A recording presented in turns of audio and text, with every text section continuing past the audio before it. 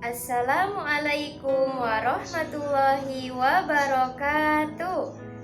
Perkenalkan, nama saya Indah Nurmala. Kami dari kelompok 5 akan melakukan sebuah presentasi mengenai materi kesulitan pembelajaran matematika. Kami membuat presentasi ini untuk memenuhi tugas mata kuliah aritmatika dan berhitung. Dalam presentasi ini, kami akan membahas tentang faktor-faktor dan cara mengatasi kesulitan belajar matematika.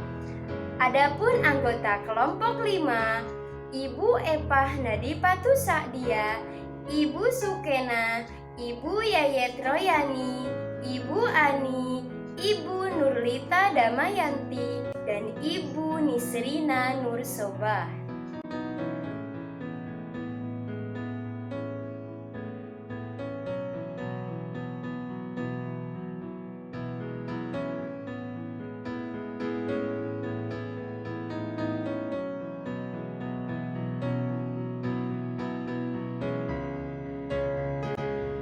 Menurut National Institute of Health USA, Ridwan Idris 2009, kesulitan belajar adalah hambatan atau gangguan belajar pada anak yang ditandai oleh adanya kesenjangan yang signifikan antara taraf inteligensia dan kemampuan akademik yang seharusnya dicapai. Selain definisi tersebut, menurut Sudrajat 2009, kesulitan belajar siswa mencakup pengertian yang luas, di antaranya yang pertama, learning disorder. Learning disorder atau kekacauan belajar adalah keadaan di mana proses belajar seseorang terganggu karena timbulnya respon yang bertentangan. Yang kedua, learning dysfunction. Learning dysfunction merupakan gejala di mana proses belajar yang dilakukan siswa tidak berfungsi dengan baik, meskipun sebenarnya siswa tersebut tidak menunjukkan subnormalitas mental dan gangguan psikologis lainnya. Ketiga, underachiever. Underachiever mengacu kepada siswa yang sesungguhnya memiliki tingkat potensi intelektual yang tergolong di atas norma, tetapi prestasi belajarnya tergolong rendah. Keempat, slow learner. Slow learner atau kambat belajar atau siswa yang lambat dalam proses belajar sehingga ia membutuhkan waktu yang lebih lama dibandingkan sekelompok siswa yang lain memiliki taraf potensi intelektual yang sama. Dan yang kelima, learning disabilities. Learning disabilities atau ketidakmampuan belajar mengacu pada gejala di mana siswa tidak mampu belajar atau menghindari belajar, sehingga hasil belajar di bawah potensi intelektualnya.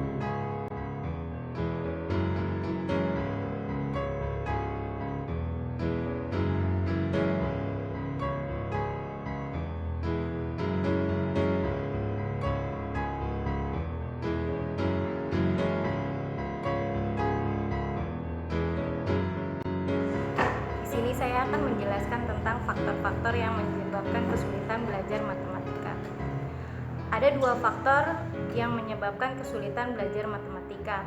Satu, faktor internal siswa. Dua, faktor eksternal siswa. Faktor internal siswa adalah hal-hal atau keadaan-keadaan yang muncul dari dalam diri siswa sendiri. Satu, faktor fisiologis. Faktor fisiologis berkaitan dengan kurang berfungsinya otak atau susunan saraf ataupun bagian-bagian tubuh yang lainnya. 2. Faktor kecerdasan atau IQ. Keberhasilan individu mempelajari berbagai pengetahuan ditentukan pula oleh tingkat kecerdasannya. 3. Faktor motivasi. Faktor motivasi juga sangat menentukan keberhasilan belajar. 4. Faktor minat. Minat belajar dari dalam individu sendiri merupakan faktor yang sangat dominan dalam pengaruhnya pada kegiatan belajar.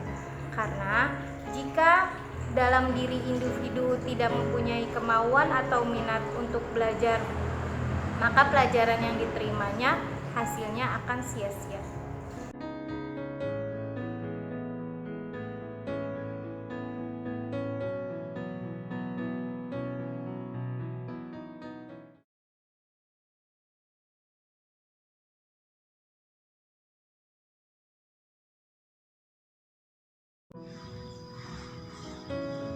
Faktor eksternal siswa. Faktor eksternal adalah hal-hal atau keadaan-keadaan yang datang dari diri siswa. Menurut Resti Rahajeng atau Tanpa Tahun, faktor eksternal dapat berupa lingkungan keluarga, masyarakat, guru, dan media pembelajaran. A. Lingkungan keluarga. Status ekonomi, status sosial, kebiasaan, dan suasana lingkungan keluarga berpengaruh terhadap keberhasilan belajar. B. Lingkungan masyarakat. Peran masyarakat sangat mempengaruhi anak dalam belajar. Setiap pola masyarakat yang mungkin menyimpang dengan cara belajar di sekolah akan cepat sekali menyerap dalam diri anak. Karena ilmu yang didapat dari pengalamannya bergaul dengan masyarakat akan lebih mudah diserap oleh anak daripada pengalaman belajarnya di sekolah. Jadi, peran masyarakat akan dapat merubah tingkah laku anak dalam proses belajar. C. Guru. Peran guru juga sangat berpengaruh dalam proses belajar anak. Cara guru mengajar akan menentukan keberhasilan belajar, sikap dan kepribadian guru, dasar-dasar pengetahuan dalam pendidikan, penguasaan teknik-teknik mengajar, dan kemampuan menyelami alam pikiran setiap siswa merupakan hal yang sangat penting. Oleh karena itu, guru sebagai motivator, fasilitator, inovator, dan konduktor masalah-masalah individu, siswa perlu menjadi acuan selama proses pembelajaran berlangsung. D. Media pembelajaran. Media pembelajaran seperti buku-buku pelajaran, alat peraga, alat-alat tulis juga mempengaruhi keberhasilan anak dalam belajar. Siswa akan cenderung berhasil apabila dibantu oleh media pembelajaran yang mewadahi media pembelajaran tersebut. Akan menunjang proses pemahaman anak. Pada dasarnya, semua anak memiliki kemampuan, meskipun kemampuan setiap anak berbeda satu dengan yang lainnya. Pada saat anak mengalami kesulitan belajar dan mendapatkan nilai yang rendah, sebaiknya orang tua atau guru tidak mengatakan bahwa anak tersebut bodoh atau gagal, akan tetapi mencari tahu apa penyebab dari masalah anak tersebut dan memberikan bantuan untuk mengatasi kesulitannya.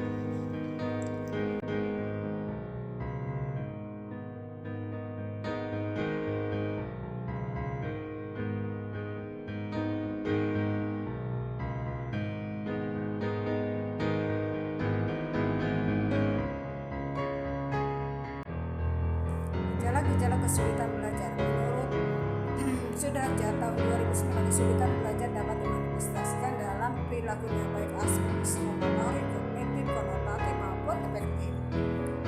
Beberapa perilaku yang merupakan manifestasi gejala kesulitan belajar diantaranya: 1. Menunjukkan hasil belajar yang rendah di bawah nilai rata-rata yang dicapai oleh sekelompok atau di bawah potensi anak yang dimiliki, maka hasilnya tidak seimbang dengan usaha yang telah dilakukan.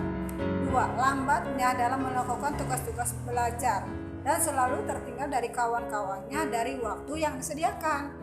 3. Menunjukkan perilaku yang berkelainan seperti membolos, datang terlambat, tidak mengerjakan pekerjaan rumah, mengganggu di dalam atau di luar kelas, tidak mencatat pelajaran, tidak teratur dalam kegiatan tersebut. 4. Menunjukkan gejala emosional yang kurang wajar seperti pemurung, mudah tersinggung, pemarah, kurang gembira dan dalam menghadapi situasi tertentu. Misalnya dalam menghadapi nilai rendah, dia tidak menunjukkan perasaan sedih atau menyesal. Untuk itu dapat menetapkan kesulitan siswa yang mengalami siswa yang mengalami kesulitan belajar, maka diperlukan kriteria sebagai batas patokan, sehingga dengan kriteria dapat ditetapkan batas yang siswa yang dapat diperkirakan mengalami kesulitan belajar. Sekian.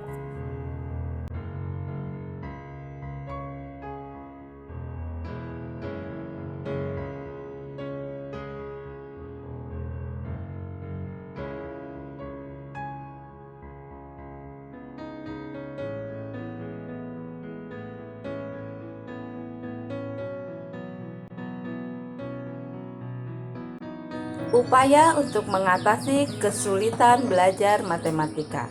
Untuk mencegah atau mengatasi kesulitan belajar matematika pada anak, diperlukan peran orang tua dan peran seorang guru agar memberikan perhatian yang cukup kepada anak-anaknya, sehingga kekurangan atau kelemahan-kelemahan yang dimiliki mereka dapat diketahui dan dapat diatasi sejak dini. Menurut Muhyiddin Shah, tahun 2000 ada 2 langkah yang dapat dilakukan oleh guru untuk mengatasi kesulitan belajar matematika pada siswa. Kedua langkah pemecahan permasalahan kesulitan belajar matematika tersebut dapat dilakukan dengan 2 pendekatan, antara lain pendekatan pertama yaitu dengan matematika yang intensif. Maksudnya dapat dilakukan dengan teknik individualisasi yang dibantu oleh tim. Pendekatan ini menggunakan pengajaran secara privat dengan teman sebaya atau disebut peer tutoring. Pendekatan ini mendasari tekniknya pada pemahaman bahwa kecepatan belajar seorang anak berbeda-beda, sehingga ada anak yang cepat tangkap dan ada anak juga yang lama dalam menerima pelajaran. Pendekatan yang kedua yaitu dengan jalan pintas. Maksudnya dengan menggunakan kalkulator untuk menghitung. Pendekatan ini dilakukan untuk anak yang mengalami gangguan matematika yang disebabkan oleh gangguan fisiologis atau diskalkulia. Hal ini sederhana karena anak dengan problem diskalkulia tidak memiliki masalah dengan kaitan antara angka, namun lebih kepada menghitung angka-angka tersebut.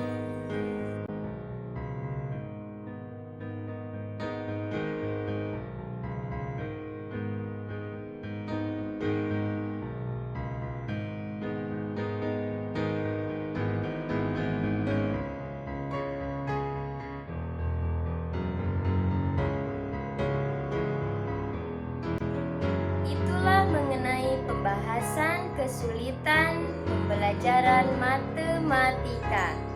Jadi kesimpulannya, yang pertama, faktor yang dapat menyebabkan kesulitan belajar matematika dapat digolongkan menjadi 2, yaitu faktor internal dan faktor eksternal. Yang kedua, gejala kesulitan belajar matematika dapat dilihat dari perilaku, baik dari aspek psikomotorik, kognitif, konatif maupun afektif. Ketiga, Cara mengatasi kesulitan belajar matematika bisa dilakukan dengan pendekatan, yaitu pendekatan virtutorial dan pendekatan dengan alat bantu menghitung.